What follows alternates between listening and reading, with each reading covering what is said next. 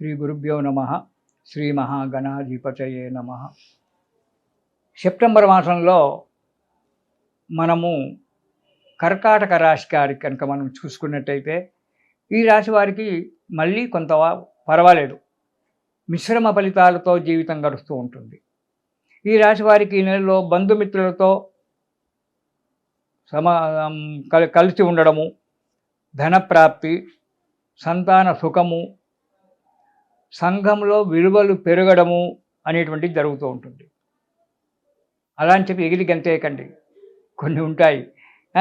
కాబట్టి ఈ కర్కాటక రాశి వారు, ఈ రాశి వారికి ఈ నెలలో మిశ్రమ ఫలితాలతో కాలం గడపడానికి ఆస్కారం ఉంది.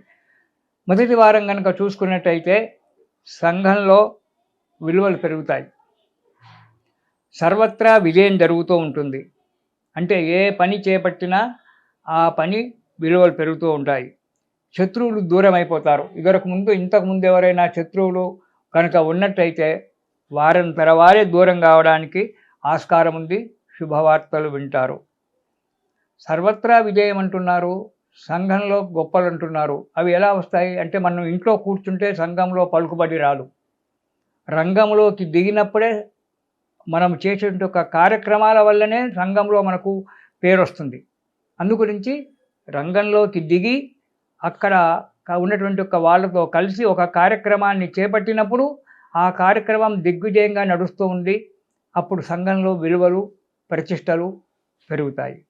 ఇక రెండవ వారం కనుక చూసినట్టయితే కొద్దిగా ఎవరో ఇద్దరు బంధువుల వల్ల విరోధం ఏర్పడేటువంటి ఒక ఆస్కారం కనబడుతూ ఉంది. చేసేటువంటి ఒక కార్యక్రమాలు విలంబనం, అంటే కార్యక్రమాలు నడుస్తూ ఉంటాయి కానీ అనుకున్నంత సమయంలో కార్యక్రమాన్ని నిర్వర్తించలేము, కొద్దిగా ఆలస్యం కావడానికి ఆస్కారం ఉంది. దీనివల్ల కొద్దిగా మనశ్శాంతి లేకపోవడము, కొద్దిగా ధన నష్టం కావడము. ఇంకొకటి, ఈ రెండవ వారంలో ఇతరుల వల్ల మోసపోవడం అనేటువంటి ఒకటి జరగడానికి ఆస్కారం ఉంది. మీ యొక్క గుణము ఎలా ఉంటుందంటే, కర్కాటక రాశి వారి గుణము, కర్కాటక రాశి చంద్రుడు అధిపతి కదా, మంచి మనస్సు, ఎవరి మాటలైనా నమ్మేస్తారు,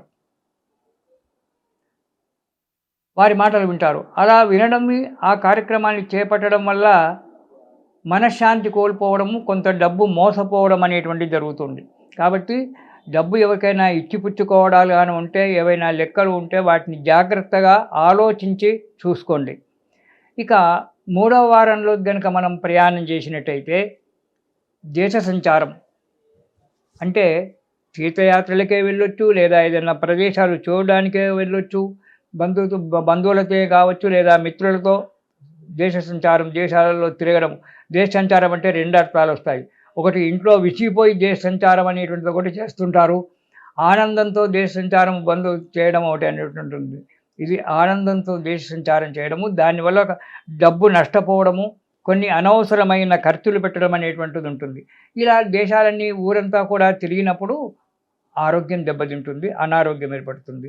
దీనివల్ల కొంత బంధు విరోధం అనేటువంటిది ఉంది. కాబట్టి కొంచెం జాగ్రత్తగా ఉండి ఈ మూడవ వారంలో అనవసరమైన ప్రయాణాలు చేయకుండా అవసరమైనటువంటి ప్రయాణాలు మాత్రమే చేసి డబ్బు విషయంలో కూడా జాగ్రత్తగా ఖర్చు పెడుతూ ఉన్నట్టయితే ఎలాంటి ప్రాబ్లం లేకుండా సుఖంగా జీవితం గడుస్తుంది.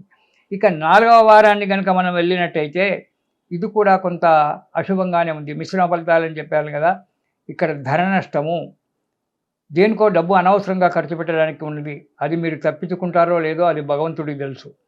పశు నష్టము, వ్యవసాయదారులు కనుక ఉన్నట్టయితే, వారికి పశువులు ఉన్నట్టయితే పశువులకు అనారోగ్యం ఏర్పడి నష్టం కావడానికి, లేదా పశువులు వెళ్ళిపోవడము, ఎక్కడో వెళ్ళిపోయి మళ్ళీ దొరకకపోవడము, ఇలాంటి యొక్క పశు నష్టము అనేటువంటిది ఏర్పడడానికి ఉంది.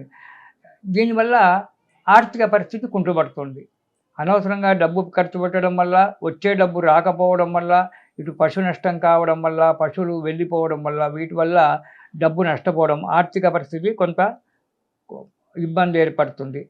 ఇక కార్యవిఘ్నం అంటే చేసేటువంటి ఒక కార్యక్రమాలలో ఈ దేశాలని, ఇవన్నీ ఊర్లన్నీ తిరుగుతూ ఉండడం వల్ల చేసేటువంటి ఒక కార్యక్రమం, తలపెట్టినటువంటి ఒక కార్యక్రమం ఏదైతే ఉందో ఆ తలపెట్టినటువంటి ఒక కార్యక్రమము నిర్విఘ్నంగా నిర్వహడము, ఆలస్యంగా జరగడము అనేటువంటి యొక్క జరుగుతూ ఉంటుంది. ఈ కర్కాటక రాశి వారికి. సరే, కర్కాటక రాశి వారికి గురువు మంచిగానే ఉన్నప్పటికైనా కొన్ని గ్రహాల యొక్క ప్రాబ్లం బాధ వల్ల ఇలాంటి జరగడానికి ఆస్కారం ఉంది. దానికి మీరేం చేయాలి అంటే ప్రతిరోజు దుర్గా సహస్రనామాలు చదవండి.